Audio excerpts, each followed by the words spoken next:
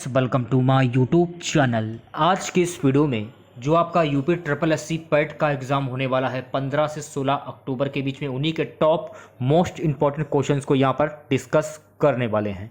और मैं आप लोगों को ये 100% गारंटी देता हूँ कि यूपी ट्रिपल एससी पैट में बिल्कुल ऐसे ही क्वेश्चन पूछे जाएंगे। तो इस वीडियो को पूरा ज़रूर देखिए। वीडियो अच्छा लगे वीडियो को लाइक और शेयर जरूर करें। जिन बच्चों ने चैनल को सब्सक्राइब नहीं किया है सभी बच्चे चैनल को सब्सक्राइब करके नोटिफिकेशन बेल को ऑन कर लीजिए।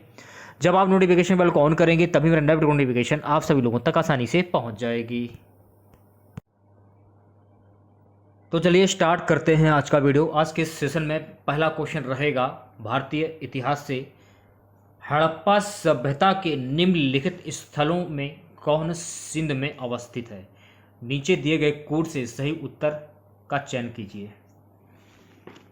तो भाई राइट आंसर हो जाएगा ऑप्शन सी, यानी कि मोहनजोदड़ो, चंद्रहूडो, कोर्दिजी।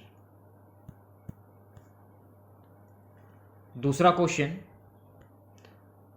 आंध्र भोज के नाम से विख्यात कृष्णदेव राय के दरबार में अष्टदिग्गज कौन थे? 8 तेलुगु कवि।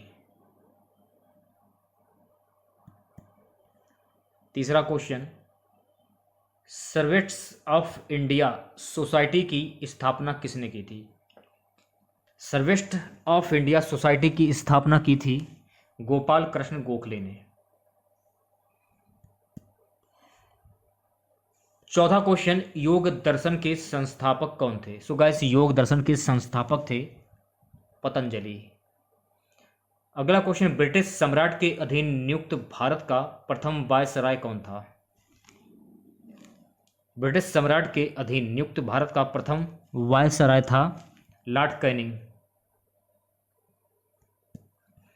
अब यहां से आपके भारतीय राष्ट्रीय आंदोलन के क्वेश्चन स्टार्ट हो जाते हैं।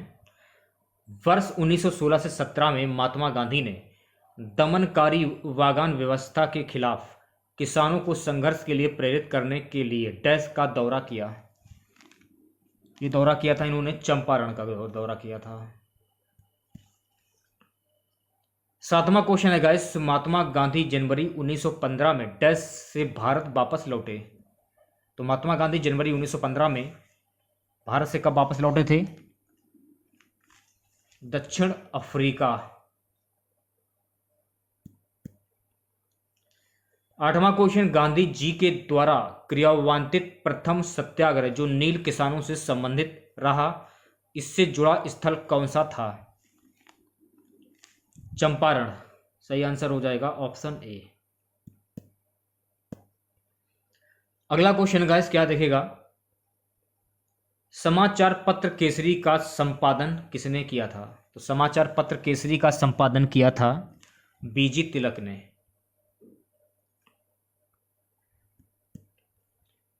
So guys, 10वां question, Mahatma Gandhi ने दांडी यात्रा की शुरुआत कहां से की थी? तो महात्मा गांधी ने दांडी यात्रा की शुरुआत साबरमती आश्रम से की थी। तो ऑप्शन डी जो है आपका ये बिल्कुल करेक्ट हो जाएगा।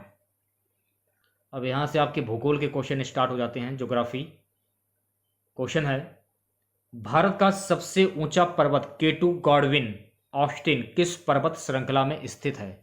तो भारत का सबसे ऊंचा पर्वत केटू गॉडविन जो है ऑस्टिन, ये पर्वत श्रृंखला काराकोरम में स्थित है। अगला क्वेश्चन देखिएगा, समुद्र में दीर्घ ज्वार कब उठता है? तो समुद्र में दीर्घ ज्वार ये उठता है पूर्णिमा तथा अमावस्या के दिन। 13वां क्वेश्चन, 10 डिग्री चैनल किन दो द्वीप समूह को जोड़ता है? तो 10 डिग्री चैनल किन दो द्वीप समूह को जोड़ता है? अंडमान एवं निकोबार को। ऑप्शन ए जो है आपका ये बिल्कुल करेक्ट हो जाएगा। अगला क्वेश्चन, थालघाट दर्रा निम्न में से किस पर्वत श्रेणी में स्थित है? तो थालघाट दर्रा जो है ये किस पर्वत श्रेणी में स्थित है? तो ये स्थित है पश्चिमी घाट में। तो ऑप्शन सी जो है आपका ये बिल्कुल सही हो जाएगा। सो गाइस, 15वां क्वेश्चन देखेगा, भारत के किस नगर में 2 रेलवे जोन का मुख्यालय है? तो भारत के किस नगर में 2 रेलवे जोन का मुख्यालय स्थित है? मुंबई, तो मुंबई आपका करेक्ट आंसर हो जाएगा। अब यहाँ से आपके भारतीय अर्थव्यवस्था के क्वेश्चन स्टार्ट हो जाते हैं। किसके नियम के अनुसार बुरी मुद्रा अच्छी मुद्रा को चलन से बाहर कर देती है? ग्रेसम का नियम, तो सही आंसर हो जाएगा ऑप्शन ए। अगला क्वेश्चन देखिएगा गाइस क्या है। क्वेश्चन है गाइस कि अर्थशास्त्र में कोर सेक्टर से तात्पर्य क्या है? तो अर्थशास्त्र में कोर सेक्टर से तात्पर्य है चयनित आधारभूत उद्योग, ऑप्शन ए। 18वां क्वेश्चन, किसी वस्तु की मात्रा के लिए उपभोक्ता का इष्टतम चयन तथा उसकी कीमत में संबंध अत्यंत महत्वपूर्ण है तथा यह संबंध डैश फलन कहलाता है? सो गाइस ये कहलाता है मांग, ये आपको ध्यान में रखना है, ठीक है। 19वां क्वेश्चन देखिएगा, भारतीय रिजर्व बैंक भारत के संविधान की 7वीं अनुसूची में दी गई डैश सूची में सूचीबद्ध है? केंद्रीय, ऑप्शन ए जो है आपका ये बिल्कुल सही हो जाएगा। अगला क्वेश्चन, भारतीय रिजर्व बैंक भारत के संविधान की 7वीं अनुसूची में दी गई डैश सूची में सूचीबद्ध है? केंद्रीय सूची में सूचीबद्ध है, तो ऑप्शन ए जो है आपका ये बिल्कुल सही हो जाएगा। 20वां क्वेश्चन, किसी सामान्य वस्तु की मांग में गिरावट उपभोक्ता की आय में डैश के साथ होती है? गिरावट। अब यहां से आपके भारतीय संविधान एवं लोक प्रशासन के क्वेश्चन स्टार्ट हो जाते हैं। क्वेश्चन है, भारत के संविधान में मौलिक कर्तव्यों को किस वर्ष सम्मिलित किया गया? तो भारत के संविधान में मौलिक कर्तव्यों को किस वर्ष सम्मिलित किया गया था? ये सम्मिलित किया गया था वर्ष 1976 में। अगला क्वेश्चन,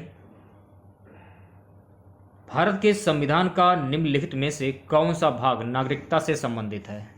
कौन सा भाग नागरिकता से संबंधित है? भाग दूसरा।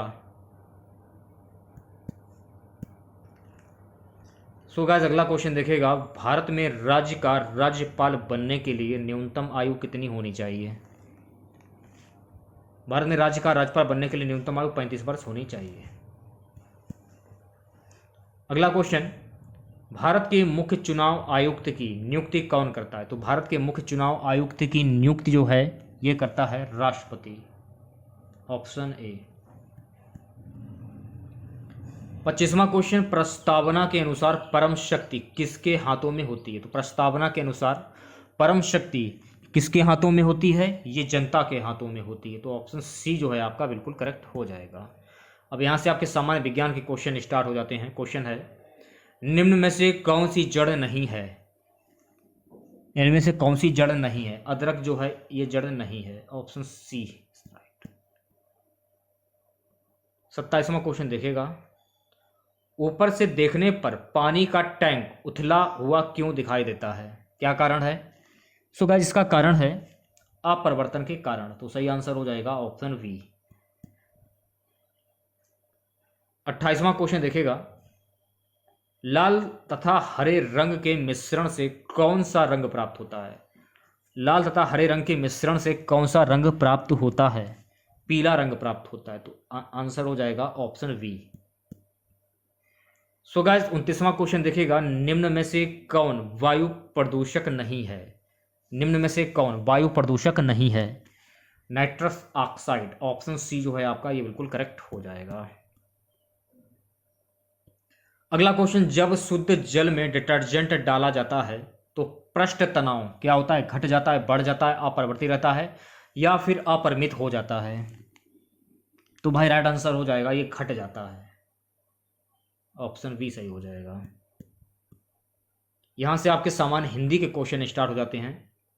बकरी शब्द का पुल्लिंग रूप क्या होगा? तो बकरी शब्द का पुल्लिंग रूप होता है बकरा, ऑप्शन डी। स्त्री के लिए सही पर्यायवाची वाले शब्दों की पंक्ति को चुनिए। स्त्री के लिए सही पर्यायवाची वाले शब्दों की पंक्ति को चुना है आप लोगों को, तो भाई राइट आंसर हो जाएगा त्रिया, वनिता, नारी, ऑप्शन ए। नेक्स्ट क्वेश्चन देखिएगा, रसखान, रहीम, देव, रत्नाकर आदि कवि मुख्यतः किस बोली में रचना करते थे? ब्रज भाषा में रचना करते। तो सही आंसर हो जाएगा ऑप्शन बी। अगला क्वेश्चन देखिएगा गाइस, निम्नलिखित मुहावरों को अर्थ के साथ जोड़ना है आप लोगों को। तो भाई बी वाला जो ऑप्शन है आपका ये बिल्कुल सही हो जाएगा। जैसे कि करवटें बदलना, यानी कि बेचैनी के कारण ना सो पाना, इसका मिलान इससे हो जाएगा। दूसरे का देखिएगा, कोलू का बैल, लगातार काम में लगे रहना, इससे मिलान हो जाएगा कोलू के बैल से, ठीक है। इसके बाद हवा लगना, यानी कि असर होना। लास्ट आपका बचता है धक्के खाना, यानी कि ठोकरे खाना। तो इस प्रकार से आप दोनों को मुहावरे के साथ जोड़ सकते हैं। कौन सा जोड़ा समरूपी भिन्नार्थक है? कौन सा जोड़ा समरूपी भिन्नार्थक है? अवधि, अवधि ये भिन्नार्थक हो जाएगा, ऑप्शन ए। यहां से आपके करंट अफेयर्स के क्वेश्चन स्टार्ट हो जाते हैं। देखिएगा, क्वेश्चन है गाइस, हाल ही में किस राज्य सरकार ने एनम एजुथम योजना लॉन्च की है? तो भाई राइट आंसर हो जाएगा ऑप्शन बी, तमिलनाडु। अगला क्वेश्चन देखिएगा, किस देश ने सबसे बड़ा और सबसे आधुनिक विमान वाहक पोत फुजियान लॉन्च किया है? चीन ने लॉन्च किया है। तो ऑप्शन डी जो है आपका बिल्कुल करेक्ट हो जाएगा। अगला क्वेश्चन देखिएगा, विश्व स्किल सेल जागरूकता दिवस किस दिन मनाया जाता है? विश्व स्किल सेल जागरूकता दिवस ये मनाया जाता है 19 जून को। ऑप्शन ए जो है आपका ये बिल्कुल करेक्ट हो जाएगा। अगला क्वेश्चन, फीफा अंडर 17 महिला विश्व कप का आयोजन किस देश में किया जाएगा? तो इसका जो आयोजन है ये भारत में किया जाएगा। अंतर्राष्ट्रीय योग दिवस 2022 की थीम क्या है? इसकी थीम है yoga for humanity, option A. अगला क्वेश्चन, वर्ल्ड रिफ्यूजी डे किस दिन मनाया जाता है? तो वर्ल्ड रिफ्यूजी डे जो है गाइस ये मनाया जाता है 20 जून को। अगला क्वेश्चन देखिएगा, हाल ही में T20 अर्धशतक लगाने वाला सबसे उम्रदराज भारतीय खिलाड़ी बन गए हैं? दिनेश कार्तिक। ऑप्शन सी जो है आपका ये बिल्कुल करेक्ट हो जाएगा। केंद्र सरकार ने अग्निपथ स्कीम की ऊपरी सीमा पहले साल के लिए 21 वर्ष से बढ़ाकर कितने वर्ष कर दी है? 23 वर्ष कर दी है, ऑप्शन बी। अगला क्वेश्चन देखिएगा गाइस, किस देश के पूर्व कप्तान 37 वर्षीय विलियम पोर्टफील्ड ने अंतर्राष्ट्रीय क्रिकेट से संन्यास ले लिया है? आयरलैंड, ऑप्शन डी सही हो जाएगा। अगला क्वेश्चन देखिएगा गाइस, अमेरिकी राष्ट्रपति जो बाइडेन ने किस भारतीय अमेरिकी को पेंटागन के एक शीर्ष पद के लिए नामित किया है?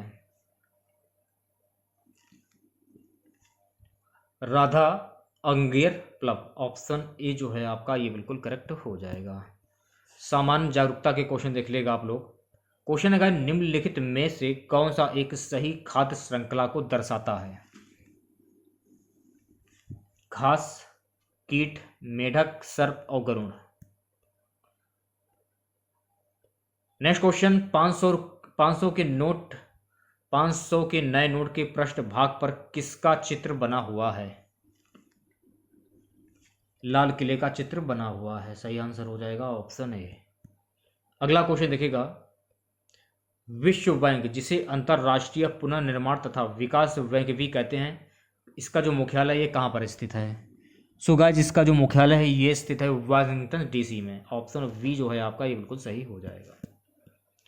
रथ यात्रा महोत्सव का आयोजन कहाँ होता है? तो रथ यात्रा महोत्सव का जो आयोजन है ये पुरी में होता है। तो सही आंसर हो जाएगा ऑप्शन ए।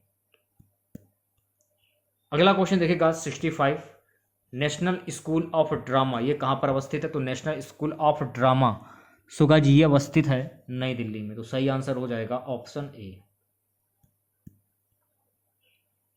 नेक्स्ट क्वेश्चन है गाइस, तीस्ता जल विवाद किन दो देशों के मध्य है? तीस्ता जल विवाद की बात हो रही है यहाँ पे, तो भाई राइट आंसर हो जाएगा भारत और बांग्लादेश के बीच में ये विवाद चल रहा है। अगला क्वेश्चन देखिएगा गाइस, कर्णम मल्लेश्वरी किस खेल से संबंधित हैं? कर्णम मल्लेश्वरी किस खेल से संबंधित हैं? सुगा जी संबंधित है भारोत्तोलन से, तो सही आंसर हो जाएगा ऑप्शन बी।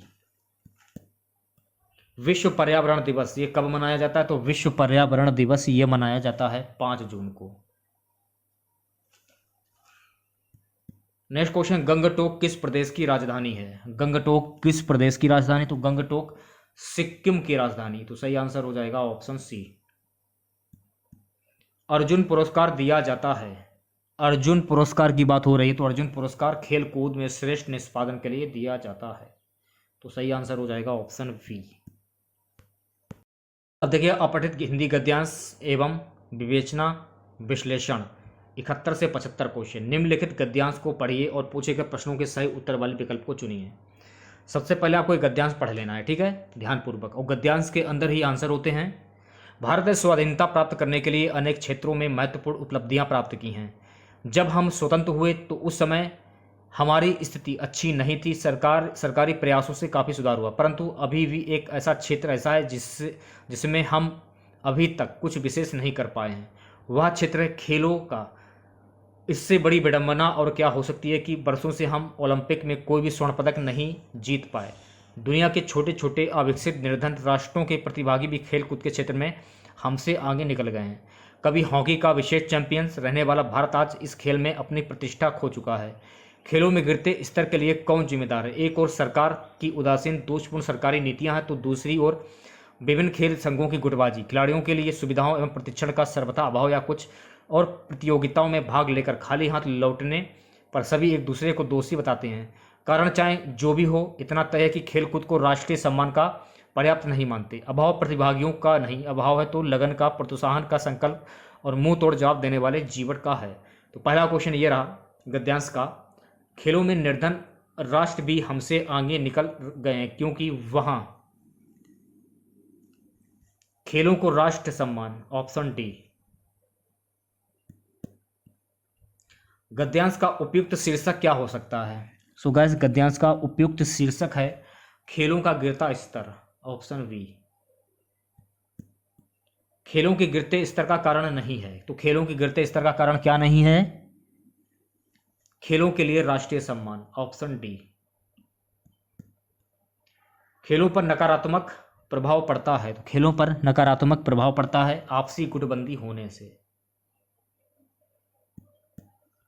गद्यांश के अनुसार राष्ट्र की उपलब्धियों में नहीं है खेल, ऑप्शन सी।